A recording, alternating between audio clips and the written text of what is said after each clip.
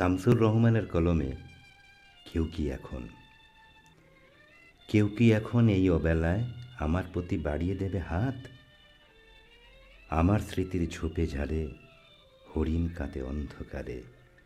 এখন আমার বুকের ভেতর শুকনো পাতা, বিষের মতো রাত।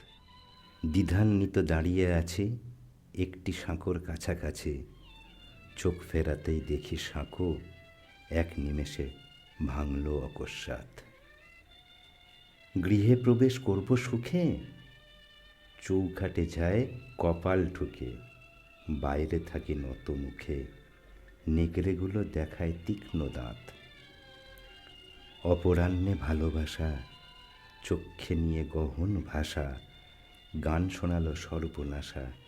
এই কি তবে মোহন অপঘাত?